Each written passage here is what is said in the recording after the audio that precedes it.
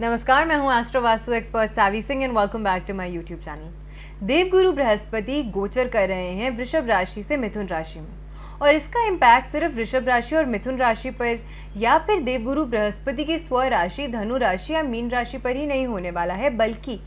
सभी ग्रहों पर, सभी राशियों पर इसका जो प्रभाव है वो देखने को मिलेगा। अब सभी राशियों पर अलग अलग तरीके से अलग अलग भाव की एनर्जीज जो हैं वो इस गोचर से इम्पैक्ट होंगी, और इस गोचर के कारण ही आपके जीवन में किस डिपार्टमेंट में या किस क्षेत्र में आपको अच्छे बदलाव देखने को मिल सकते हैं और कहाँ पे थोड़ी सी संघर्ष, कहाँ पे थोड़ी सी डिलेज और ऑब्स्टिकल्स की परिस्थितियाँ जो हैं वो बनती हुई नजर आ सकती हैं। आज की वीडियो में स्पेसिफिकली हम बात करने वाले हैं कन्या राशि के जातकों की, यानी कि वर्गो ज़ोडिएक से अगर आप अपने जीवन में गवर्न होते हैं तो ऐसे में प्लैनेट जुपिटर का ये ट्रांजिट जो है, जो 14 मई को रात को 10:33 पर होगा, वो आपके जीवन को किस तरीके से प्रभावित कर रहा है। अब ये ट्रांजिट जो है, वैसे तो हर 12 से 13 महीने में देवगुरु बृहस्पति जो है वो अपनी राशि परिवर्तन करते ही हैं, लेकिन 2025 का ये जो ट्रांजिट है वो और ट्रांजिट से बहुत ही अलग है। और वो इसीलिए है क्योंकि 8 वर्ष के लंबे समय गैप के बाद में देवगुरु बृहस्पति अतिचारी मूवमेंट में आके ट्रांजिट कर रहे हैं।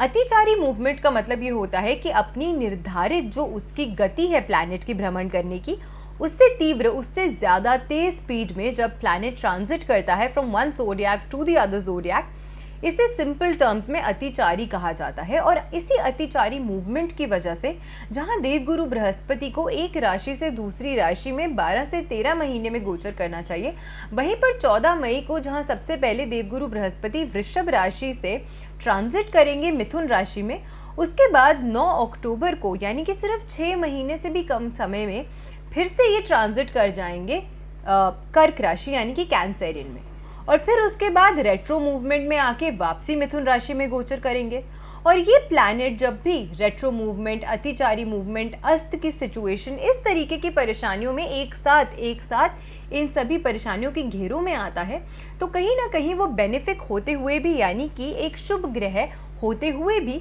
अपना पूर्ण फल देने के सक्षम नहीं होता है।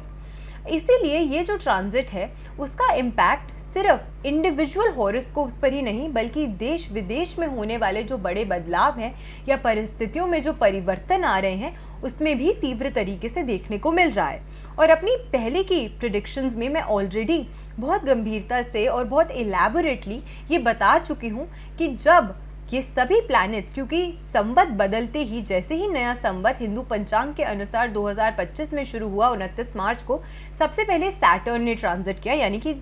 शनि ने। उसके बाद में 14 मई को देवगुरु बृहस्पति यानी कि जुपिटर ट्रांजिट कर रहे हैं, और 18 मई को ही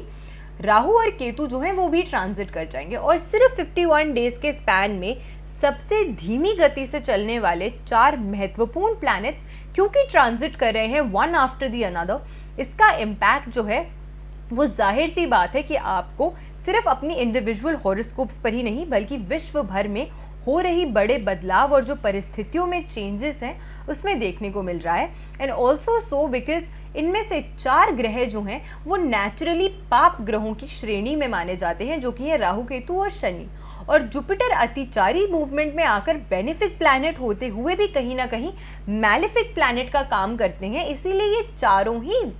जो गोचर हो रहे हैं 2025 के साल में 51 दिन के समय में, ये बहुत बड़े बदलाव जो हैं, सत्ता परिवर्तन जैसे बदलाव जो हैं, युद्ध की स्थितियों को और ज़्यादा गंभीर करने के प्रभाव जो हैं वो लाते हुए नजर आते हैं। अब 14 मई को जो ये ट्रांजिट हो रहा है वो कन्या राशि के लिए स्पेसिफिकली कैसे बदलाव लेकर आने वाला है, सबसे पहले हम उसकी बात करते हैं।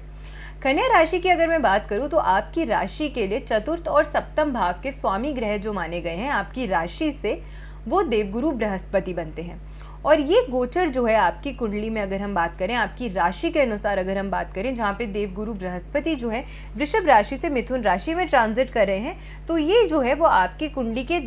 दशम भाव में, यानी कि 10th हाउस में ये जो ट्रांजिट है वो हो रहा है। नेचुरली जब हम कुंडली में या कालपुरुष की कुंडली में दशम भाव की बात करते हैं तो ये वो भाव है जहाँ से हम आपके जीवन में आपकी प्रोफेशनल लाइफ और प्रोफेशनल लाइफ में आने वाले बदलाव, चेंजेस, ग्रोथ को दर्शाते हैं, ग्रोथ को देखते हैं। इसी के साथ ये कहीं ना कहीं आपके जीवन में आपके पिता से आपके संबंध, आपके पिता से मिलने वाले जो सुख हैं उसको भी दर्शाता है। दशम भाव आपके लिए आपके कर्म का भाव माना गया है। आपकी सिर्फ आपके लिए आपकी प्रोफेशनल लाइफ के कर्म ही नहीं, बल्कि ऑल ओवर आपके जीवन में जो कर्म होते हैं उनका भी कहीं ना कहीं डायरेक्ट कनेक्शन जो है वो दशम भाव से माना गया है। तो दशम भाव कुंडली का जो है वो एक बहुत महत्वपूर्ण भाव माना गया है, एक बहुत इम्पोर्टेंट भाव जो है काल पुरुष की कुंडली में माना गया है। और आपकी राशि से दशम भाव में ये जो गोचर हो रहा है देवगुरु बृहस्पति का, इसका इम्पैक्ट भी बहुत महत्वपूर्ण तरीके से आपको आपके जीवन में देखने को मिलेगा। सबसे पहले तो देवगुरु बृहस्पति की जो एनर्जीज हैं वो आपके दशम भाव को इम्पैक्ट कर रही हैं, लेकिन इसी के साथ साथ गुरु की पंचम, सप्तम और नवम दृष्टियां भी जो हैं वो कारक मानी जाती हैं। तो अब ऐसे में देवगुरु बृहस्पति दशम भाव में गोचर करके आपकी कुंडली के और अलग अलग भावों को भी जो है वो दृष्टि देने वाले हैं। सबसे पहले आपके द्वितीय भाव को, जो कि आपके लिए धन संचय करने का भाव माना गया है, यानी कि आपके लिए सेविंग्स का भाव है। यह आपके लिए हार्ड अर्नड इनकम यानी कि धन कमाने का, आपकी आर्थिक परिस्थिति का भाव भी माना गया है। कुटुंब का सुख जो है, यानी कि family life, family happiness, family Joy, और साथ के साथ परिवार से मिलने वाली जो आपकी वैल्यूज हैं उसको दर्शाता है कुंडली का सेकंड हाउस, दूसरा भाव, द्वितीय भाव।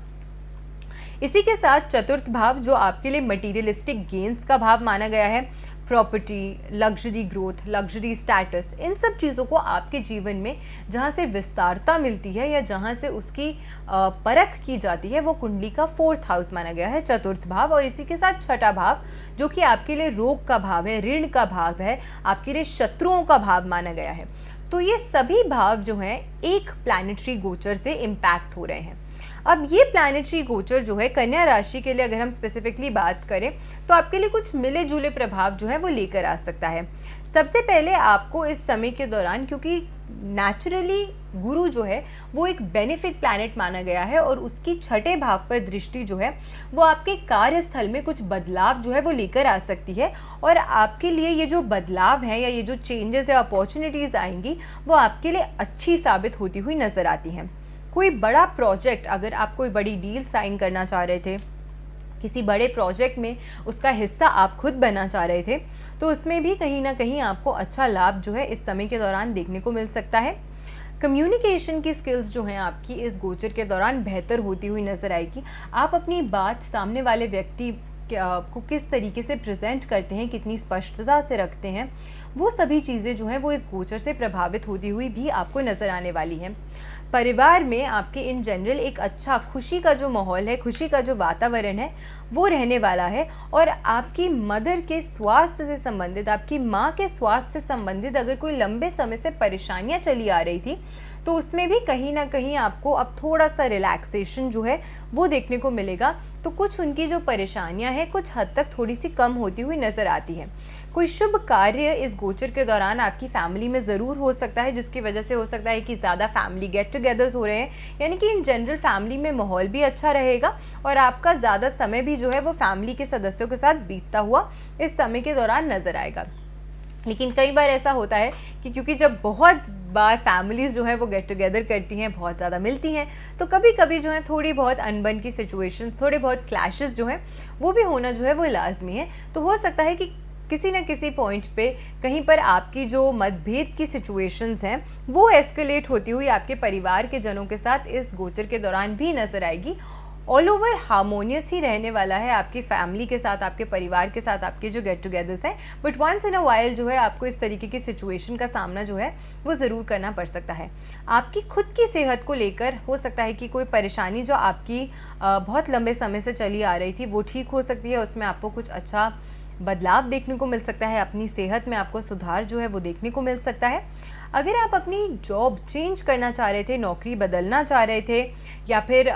नौकरी में आप कुछ बदलाव देखना चाह रहे थे, तो वो चेंज है, वो बदलाव या नौकरी नहीं ढूंढ रहे थे, तो वो आपको नौकरी तो जो है वो मिल जाएगी, लेकिन बहुत जल्दी से अगर आप उसमें ग्रोथ एक्सपेक्ट कर रहे थे या न्यू अपॉर्चुनिटीज़ आप एक्सपेक्ट कर रहे थे, तो उन अपॉर्चुनिटीज़ में कहीं ना कहीं आपको अभी थोड़ा सा समय जो है वो वेट ज़रूर करना पड़ेगा। थोड़ा सा डिलेज अपॉर्चुनिटीज़ मिलने में आपको अभी उसका सामना आपको इस गोचर के दौरान करना पड़ सकता है। इस गोचर के दौरान एक और पॉसिबिलिटी ये भी है कि स्थान परिवर्तन, यानी कि आप जहाँ रहते हैं, आप जहाँ जॉब करते हैं, हो सकता है कि कोई जॉब चेंज की वजह से, या फिर आप एजुकेशन के क्षेत्र से जुड़े हुए हैं तो आपकी पढ़ाई के सिलसिले में हो सकता है कि आप एक सिटी से दूसरी सिटी या एक कंट्री से दूसरी कंट्री जो है वो ट्रैवल कर रहे हैं। तो स्थान परिवर्तन के योग जो हैं वो प्रबल तरीके से इस गोचर के दौरान भी बनते हुए नजर आते हैं।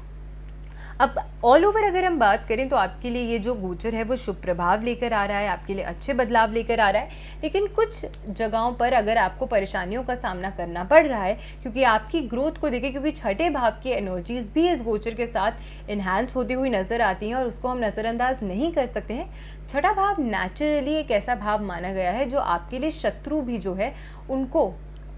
इंक्रीज करता है। तो छठे भाव की एनर्जीज जब भी एस्केलेट होती हैं तो कहीं ना कहीं आपको जहां अपनी नौकरी में लोगों का सपोर्ट मिल रहा है, जहां लोग आपकी तारीफ कर रहे हैं, प्रशंसा कर रहे हैं, आपको अच्छी अपॉर्चुनिटीज़ मिल रही हैं या आपको अपनी कार्य में और ज़्यादा ग्रोथ हासिल करने का मौका मिल रहा है, तो हो सकता है कि कुछ छुपे हुए शत्रु, कुछ हिडन एनिमीज़ भी जो हैं वो आपके काम में बार बार टांग अड़ाने का प्रयास करें या आपको परेशान करने का प्रयास करें। तो इस तरीके की भी जो चेंजेस हैं या इस तरीके के भी जो बदलाव हैं वो भी इस गोचर के साथ आते हुए नजर आते हैं। अब ऐसे चेंजेस अगर हो रहे हैं या ऐसी परेशानियों का सामना आपको करना पड़ सकता है, तो ऐसे में कौन सी एक रेमेडी है जो आपको ज़रूर करनी चाहिए during the period of this transit, ताकि ये जो ट्रांजिट है वो आपके जीवन में कष्टों से ज़्यादा अच्छी अपॉर्चुनिटीज़ और आपके लिए अच्छे बदलाव जो है वो लेकर आए।